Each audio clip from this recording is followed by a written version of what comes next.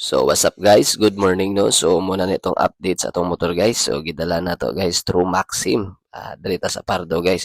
Gidala na to kang boss dyan diri sa DCM sa may Bulacau di ay. So motor na diagnose ang ato ang motor nga kuan error 12. So mo gini issue sa Inmax Aerox B2 ug B1. So ang iyang sakit masunog na nag-check engine og di na siya mudagan. Yes. So dere guys, agi ta dere sa may Iscario Banawa. Unfortunately, baaling trapika after sinulog na day disgrasya guys. Nag Tokyo Drift ang hubog. So for sure dili gyud ni taga dere taga Cebu kay nagkumpiyansa sa siguro ni siya no.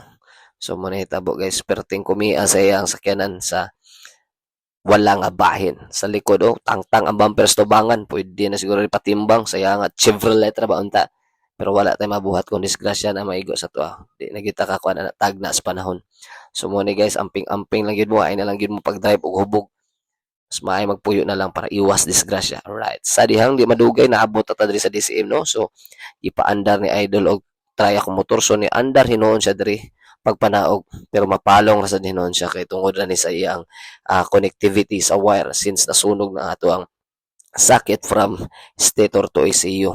So backlash. Siyempre, backlash din na ni Idol guys. So nadre atong kanay. Pakita na ko sa video. Muna mahitabo sa inyo guys. So once pabasa ng atong sakit, masunog na na siya, wala na siya contact, di na mo andarin yung motor mag-check engine na. So muna itong buhaton guys, palimpyuhan itong stator, apil ang iyang murag bell niya.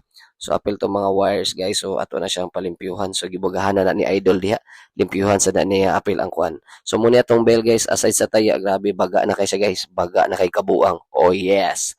So muna apilan pa tanay pa-repent o palihaan o grindiran ni ba niya. So muna nitong naong sa atong stator guys perti kabulingot. So after 2 years and 1 month, so muna ni siya ang ato ang resulta. So first time pasad nako ni makapakuan pa limpyo og stator no. So nanunta ni sa plano so karon nadali na kay wala na. Wala na nato napas ang kuan error 12. So nag-error 12 na ni siya tong mga pila ka days. So naulian na sa dang nawala ang iyan check engine so gibaliwala ra nako. So moto siya guys dako kay ko gasto sa Maxim pala ang daan. Alright, let's go. So, gigrindiran na ni Idol diri grinder ba ni? Kitang tanga na ni taya para mapilit ang ato ang high temp nga pintal. So, samurai atong gamit diri guys So, gi-sprayhan na ni Idol dia back and forth. So, dayon guys, pwede ra sad mo gamit aning long wire guys Mapalit ni siya sa Shopee.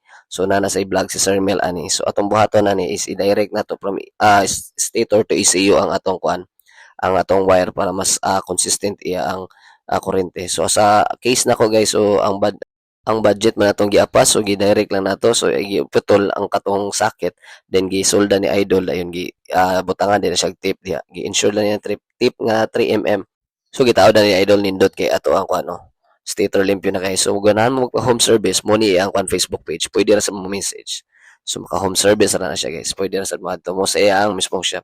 Og dire guys gigamitan na ni Idol og kuan diagnostic tools kasi since na may history sa check engine so gitangtang niya ang history sa check engine guys para dili na mo tatak sa ato ang panel. So nindot man gihapon tanaw to motor og ginanyo naka-naked ba. Okay, sa di madugay test drive na ni Idol kung kumbate may gapon dagan so ana siya naka 120 ra daw siya kurbada padulong og pabalik. So mo guys so ibalik na ni Idol kay napakoy lakaw gid guys palimpyuhan din na nato kay syempre atong date ito gahulata dito sa iyala mo sige yaw-yaw na to. So mo to guys FYI lang so mo tong gipalimpyuhan natong stator cleaning kay ato mang i-direct ang wire to stator to ECU so mo tong gilimpyuhan to siya need man gud siya kay para mas mukusog ang iya ang kuryente. So limpyuhan na to tong iyang stator o kapil tombel mo tong gitangtangan taya. Let's go. Thank you for watching.